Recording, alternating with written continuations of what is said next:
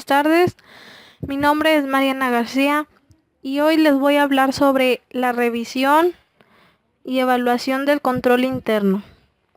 Primeramente, su concepto es: se efectúa con el objetivo de cumplir con la norma de ejecución de trabajo que requiere. El auditor debe efectuar un estudio y evaluación adecuado del control interno existente, que te sirva de base para determinar el grado de confianza que va a depositar en él y le permita determinar la naturaleza, extensión y oportunidad que va a dar a los procedimientos de auditoría. También trata sobre el estudio y evaluación del control interno que el auditor efectúa en una revisión de estados financieros, practicada conforme a las normas de auditoría generalmente aceptadas. Inspección documental. Permite obtener evidencia no solo con respecto a los activos, sino también sobre los pasivos y las transacciones. La inspección documental puede ser realizada de dos formas diferentes. Por un lado, puede partir de los documentos fuente y contrastar los registros contables, conociéndose esta técnica como rastreo, mientras que por otro, si la muestra se extrae de los registros contables y se busca el documento que justifica una determinada partida, la prueba entonces se determina comprobación. En cuanto a los activos tangibles, la inspección documental indica el título de dominio que se ejerce sobre el elemento en cuestión. Sin embargo, la disposición de una factura de compra no acredita que todavía se mantenga la propiedad sobre el bien o por lo que se evidencia suficiente. El objetivo de existencia puede ser un complemento adecuado, ya que muestra la posesión de bien y es presumible, por lo tanto, que la misma se justifique de la propiedad que respalda dicha factura. Cuando pueden existir dudas sobre la propiedad, habrá que realizar procedimientos adicionales, como por ejemplo, la verificación de la inspección a nombre de la empresa de los bienes que requiere figurar en un registro público. En cuanto a las cuentas por cobrar, la inspección documental puede referirse a las operaciones de venta y a los cobros. Estas pruebas aportan evidencia sobre el objetivo de la existencia, sobre algunos aspectos valorativos y sobre la no omisión del saldo de clientes. Normalmente, las cuentas a cobrar se suelen analizar confirmando los saldos con los propios deudores o clientes. Sin embargo, si este procedimiento no resulta efectivo, la prueba alternativa suele ser la inspección documental descrita anteriormente.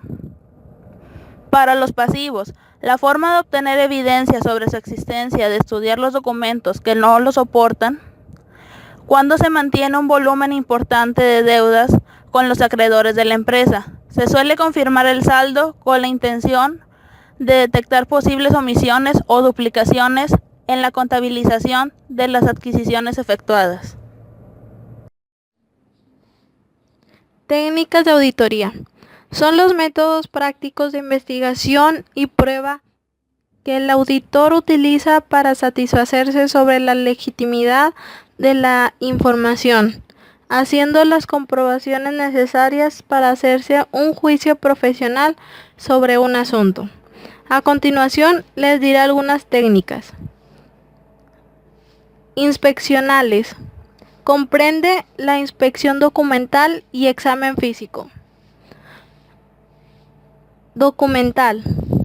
Consiste en examinar registros, documentos o archivos tangibles. Examen físico. Es la técnica de la auditoría mediante el cual el auditor verifica la existencia de los activos tangibles para obtener evidencia en la auditoría con respecto a su inclusión en el activo, pero no necesariamente a su propiedad o valor. Observación. Consiste en presenciar un proceso o procedimientos que están siendo realizados por otros. Indagación mediante entrevista. Consiste en buscar información adecuada dentro o fuera de la organización del cliente. Confirmación. Es corroborar la información obtenida en los registros contables, por ejemplo, circulando a bancos comerciales, cuentas por cobrar, entre otros. Cálculo. Consiste en comprobar directamente la exactitud aritmética de los documentos de origen y de los registros contables, o desarrollar cálculos independientes comprobatorios. Comprobación. El auditor dedica la mayor parte de la auditoría a los asuntos donde es mayor posible el error o información equivocada.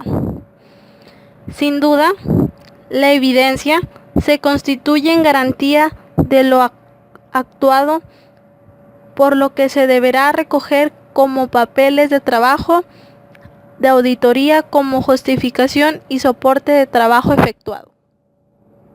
Métodos de evaluación de control interno. Existen 3 métodos. Método descriptivo. Consiste en la narración de los procedimientos relacionados con el control interno, los cuales pueden dividirse por actividades que pueden ser por departamentos, empleados y cargos o por registros contables. Una descripción adecuada de un sistema de contabilidad y de los procesos de control relacionados incluye por lo menos 4 características. Origen de cada documento y registro en el sistema. Cómo se efectúa el procesamiento. Disposición de cada documento y registro en el sistema. Indicación de los procedimientos de control pertinentes a la evaluación de los riesgos de control. Método gráfico. Consiste en la preparación de diagramas de flujo de los procedimientos ejecutados en cada uno de los departamentos involucrados en una operación. Un diagrama de flujo de control interno consiste en una representación simbólica y por medio de flujo secuencial de los documentos de la entidad auditada. El diagrama de flujo debe representar todas las operaciones, movimientos, demoras y procedimientos de archivo concernientes al proceso descrito. Este método debe incluir las mismas 4 características del método gráfico enunciadas anteriormente. Método de cuestionarios. Básicamente consiste en un listado de preguntas a través de las cuales se pretende evaluar las debilidades y fortalezas del sistema de control interno. Estos cuestionarios se aplican a cada una de las áreas en las cuales el auditor dividió los rubros a examinar. Para elaborar las preguntas, el auditor debe tener el conocimiento pleno de los puntos donde pueden existir deficiencias para así formular la pregunta clave que permita la evaluación del sistema en vigencia en la empresa. Generalmente el cuestionario se diseña para que las respuestas negativas indiquen una deficiencia de control interno. Algunas de las preguntas pueden ser de tipo general y aplicables a cualquier empresa, pero la mayoría deben ser específicas para cada organización en particular y se deben relacionar con su objeto social. El control interno tiene como objetivos la efectividad y eficiencia de las operaciones, la suficiencia y confiabilidad de la información financiera y el cumplimiento de la normatividad. La evaluación adecuada del control interno es para el auditor un ahorro de tiempo y de labor durante el examen de los estados financieros. El sistema de control interno permite al auditor efectuar una ponderación de la importancia relativa y riesgo probable de las partidas a evaluar, sin que tenga la necesidad de efectuar una revisión total. En otras palabras, gracias a él, el auditor se dirige a los aspectos y actividades que más lo requieran e influyan sobre las cifras que presentan los estados financieros. Para que el sistema de control interno cuente con un alto grado de confiabilidad, debe estar en vigilancia permanente, para que pueda revisarse y actualizarse permanentemente. El control interno es una responsabilidad de la administración de la empresa auditada y el papel del auditor frente al mismo, es el de su evaluación y la formulación de sugerencias. Definición de comisarios. Son profesionales en contaduría pública y cumplen con un papel muy relevante, puesto que ellos verifican la inspección y la vigilancia de las operaciones de las empresas, así como también de las compañías. Sus atribuciones y deberes están consagrados en la Ley de Compañías. Para tal efecto, la norma les confiere un derecho ilimitado de inspección y vigilancia sobre todas las operaciones sociales y sin dependencia de la administración y el interés de la compañía. Existen dos tipos de comisarios. El principal cumple con las normas legales establecidas y reglamentarias, ya que el control es adecuado para la administración que se preocupa por la constante emisión de políticas y procedimientos necesarios para las distintas áreas. El comisario principal verifica que las cifras que son presentadas en los estados financieros sean iguales a las del libro mayor y libros auxiliares de contabilidad, las mismas que se encuentren registradas de conformidad con los principios, y que la compañía no presente situaciones fuera de lo común durante el ejercicio, que hubieran hecho necesarias convocatorias extraordinarias de accionistas.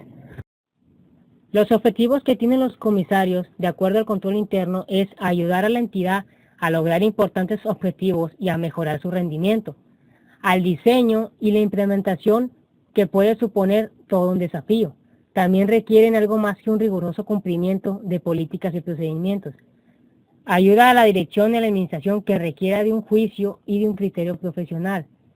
También a la dirección y el resto del personal que deban desarrollar y desplegar controles en toda la organización.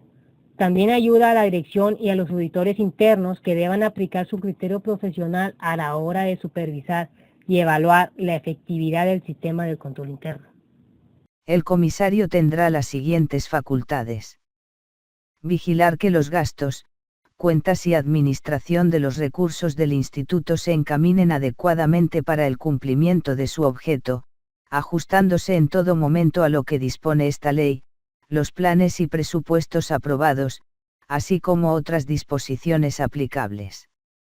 Solicitar la información y documentación y efectuar los actos que se requieran para el adecuado cumplimiento de sus funciones, sin perjuicio de las tareas que le encomiende la Contraloría Interna de la Administración Pública Estatal. Rendir un informe anual tanto a la Junta de Gobierno como a la Contraloría Interna de la Administración Pública Estatal. Recomendar a la Junta de Gobierno y al Director General del Instituto las medidas preventivas y correctivas que sean convenientes para el mejoramiento de la organización y funcionamiento del Instituto.